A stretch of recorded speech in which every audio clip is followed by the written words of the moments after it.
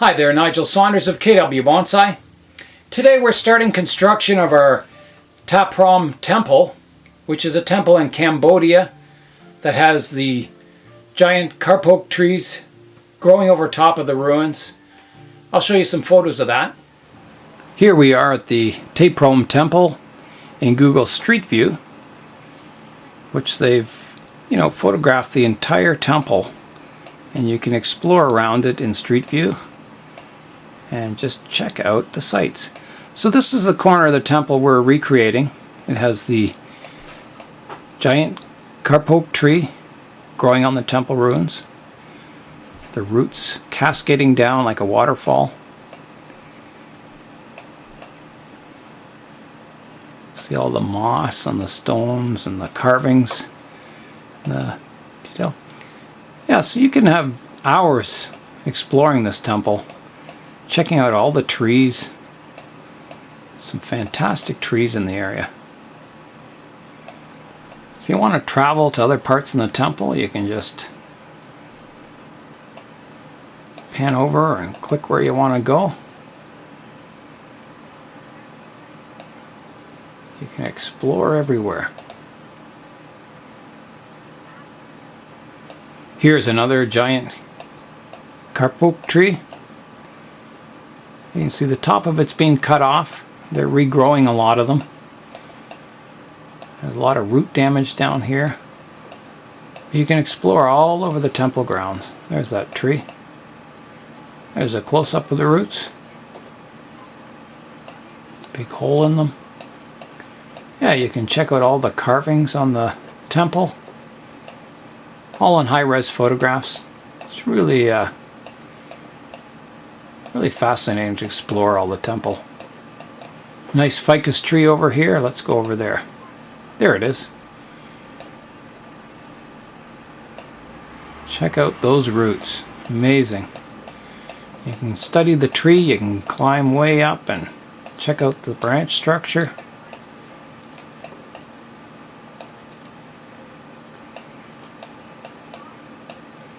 Yeah, a great place to explore if you love trees. So the temple's in the very early stages. I'm just kind of laying out the pieces. I've laid it out on the computer in 3D just so I can see how many blocks I need and try and get the look, how I want it.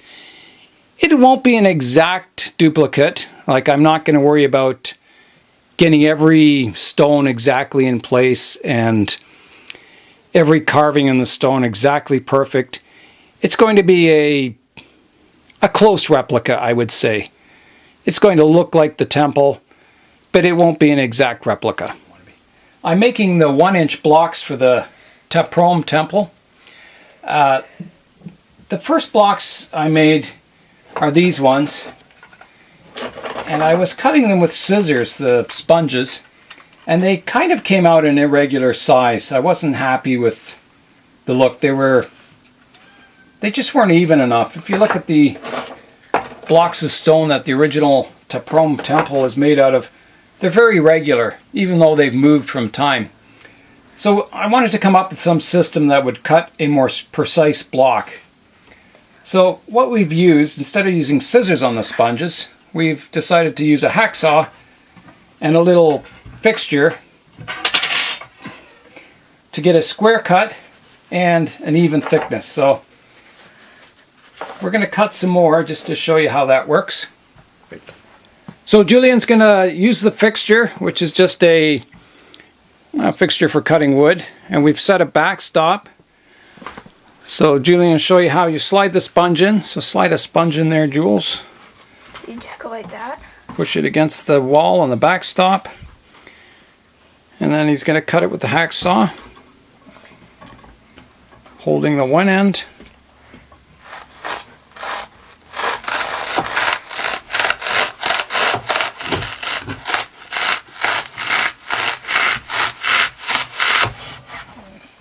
Now it's cut through. He's taking the piece out in a beautiful shape. Nice and square. Matches all the rest there. So Julian's cut 14 equally sized blocks for our stones. in about 5 minutes. Very quick. And they're all nice and accurate. So the next job will be coating those with cement, like these ones. We soak them in cement, and we'll show you how to do that. Here's our cut sponge block. And here's one that's being finished in cement. I've carved a bit of a pattern in the front of it. And it's soaked in cement and coated with a layer of cement. So it's very light, but it's very tough. It's a good solid block. Even if you chip it, because it's soaked through with cement, it doesn't lose its color. So it's good. If you use styrofoam or something and you chip the cement layer off the styrofoam, you know, it's very obvious that you've got styrofoam underneath. But this should last a good long time. So yeah, I'm going to show you how I change it from a sponge to a stone block. I use 3 spoonfuls of cement. I just put them in my mixing tray. You can use any container for this. And then I get my spray bottle and I slowly spray in here, mixing it as I spray. And you want a consistency that's quite runny. You don't want to mix it like normal cement. You want it a little runnier. And what happens is the cement, the sponge soaks up all the excess water, and what you're left with is more of a cement consistency, which you coat the outside of the sponge block with. So I'll show you that process. Just adding a bit more water. It's getting there.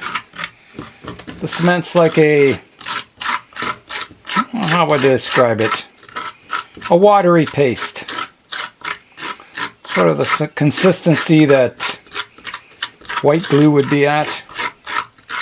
So runnier than you would normally have cement. Okay, so there's our cement in the bottom. As you can see, it's quite runny. So I'm going to get our sponge block and I'm going to push it down and turn it over.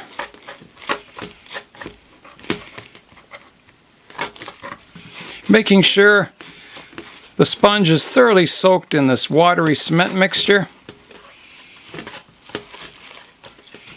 Just like that. Then I'll wipe the sponge around on all 4 sides and take it out. So after we've taken it out, we get the cement that's left over in the bottom here, which is thicker because all the water's been soaked out. And you just spread a layer of cement on all 4 sides of the block, and it basically just fills in all the holes in the sponge. And it doesn't have to be perfect. You can leave some inclusions in the surface. If it was you know, a perfect looking stone block, it wouldn't look real. It would look too artificial, so you don't want it perfectly smooth. Just like that. So you can see we've got all 4 sides done, and we just want to do the ends. They're good, and that's it. We just set it aside to dry now. Here's a shot of a finished block. It takes about I guess a day to dry, and maybe 2 days to, you know, thoroughly dry.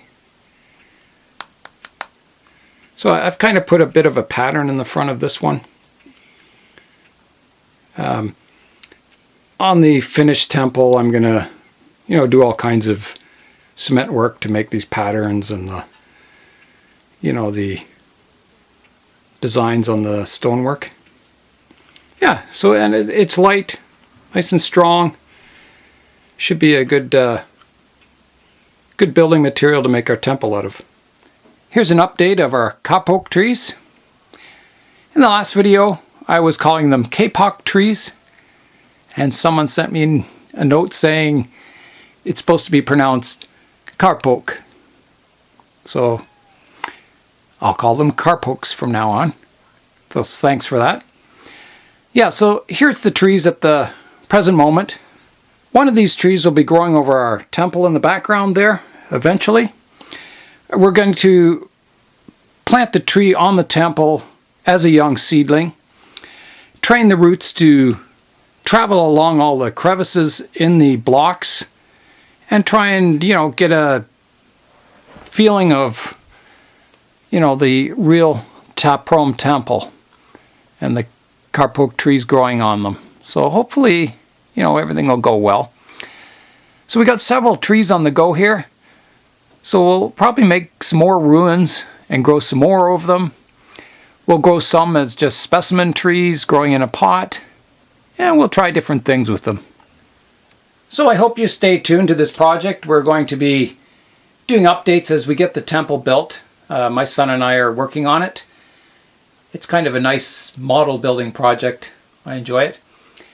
Our Kapok trees are growing really well, the little seedlings.